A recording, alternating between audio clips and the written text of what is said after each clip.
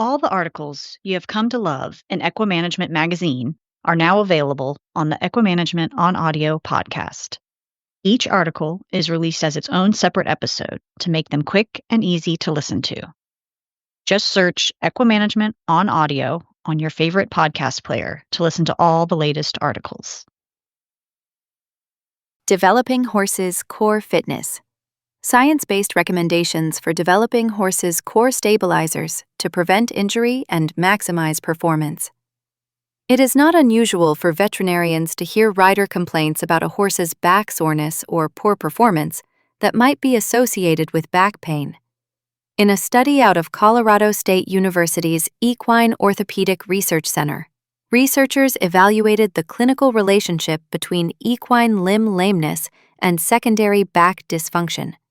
The study involved 36 horses split into 3 groups of 12: sound, forelimb lame, and hind limb lame. The researchers used ultrasound to measure each horse's multifidus muscle cross-sectional area at multiple spinal levels. The results indicate the cross-sectional area of the multifidus muscle at all levels was significantly larger in sound horses than the forelimb lame group, regardless of side. This supports the premise that axial skeletal adaptation occurs in response to naturally occurring chronic lameness, and that forelimb lameness is associated with decreased cross-sectional area of the multifidus muscles. In a webinar sponsored by Platinum Performance, CSU's Dr. Melissa King addressed the importance of equine core fitness in helping stabilize the spine for effective and pain-free movement. Why is core fitness important for horses? Core fitness benefits many equine locomotor structures: abdominal muscles, the axial skeleton, the neck, pelvis, thoracolumbar spine, and all stabilizing muscles such as the multifidus, sublumbar, abdominal, and cervical thoracic muscles. King explained that while the multifidus is only one of many core stabilizers, it is the primary stabilizer of the vertebral column. As it runs along both sides of the spine, it has superficial and deep branches and fascicles that connect with each vertebral segment. Human research cites that 25% of people are more likely to experience significant injury if their core is weak prior to undertaking athletic efforts. The cross-sectional size of the equine multifidus, King said, correlates with equine lameness as referenced in the aforementioned study. It also provides for spinal stability and strength gains. Pathology that decreases the multifidus's cross-sectional area tends to correlate with a specific area of injury within that anatomical part. With less stability and subsequent excessive motion in that region, the multifidus cannot provide its normal stabilizing function, so the spine relies on other muscles that don't take on that role normally. The weaker the horse's core, the more work larger dynamic muscles must assume during that time, with the potential for injury. Once the multifidus muscle group develops atrophy, King said it takes a long time to regain proper conditioning of core musculature. She stressed that conditioning is not just about legging up. It depends on core fitness and spinal musculature strength. Examining the horse. When evaluating the horse, King emphasized the importance of analyzing the entire animal, not just the distal limb. To optimize performance, she recommends riders take the necessary time to develop a horse's dynamic condition under saddle, while strengthening static core muscles when not under saddle. A veterinarian's role is to perform a functional assessment and dynamic exam of the horse under saddle, especially when engaged in sport-specific activities the rider wishes to pursue. Consider how well the horse's muscles are firing with a given task and the horse's range of motion. Is there resistance, or are the gaits smooth and gliding? Another question to ask the rider is whether they train for their specific level of competition at home, so the horse's body is prepared for that level of effort. As a general rule, in humans, it takes 4 weeks for muscles to atrophy, but double that time to regain strength. If a horse is laid up for a month, it is common to expect an 8 to 12-week duration to restore muscle strength with appropriate conditioning and strengthening exercises. Various studies cite that 13 to 94% of the equine population has back pain. King said treating distal limb pain might resolve secondary back pain, but not always.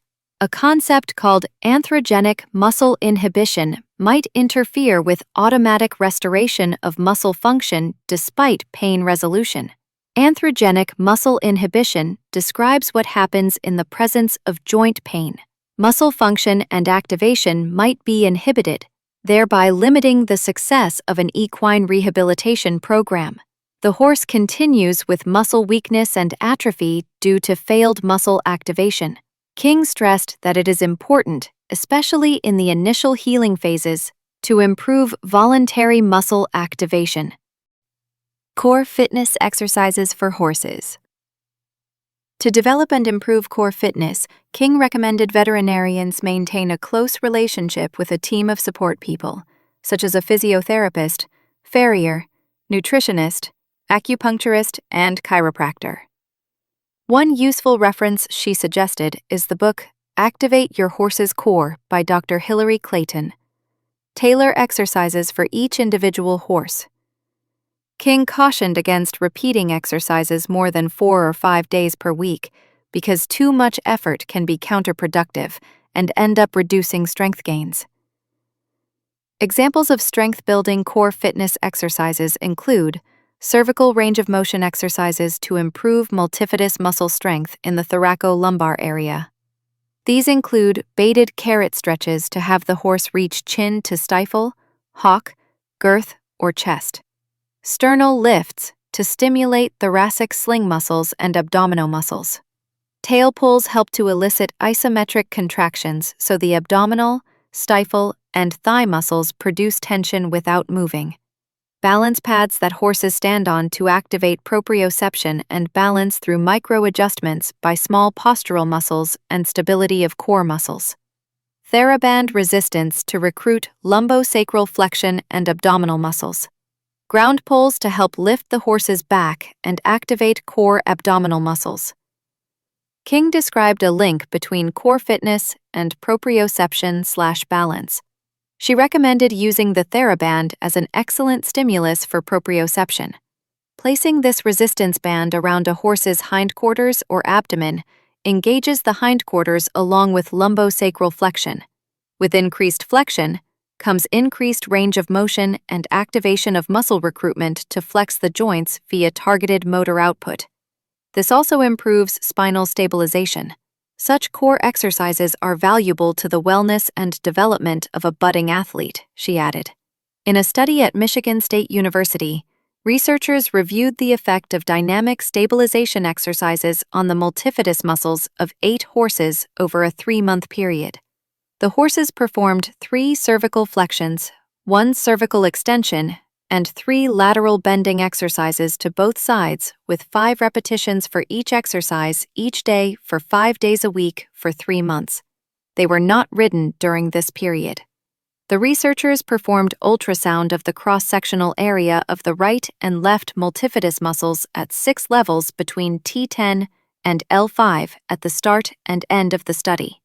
The results demonstrated significant increases in multifidus cross-sectional areas at all levels on both sides from 3 months of dynamic exercises.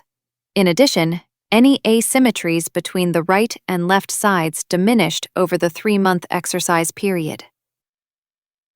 In summary, just because a horse appears muscular doesn't mean it has developed core fitness, King noted.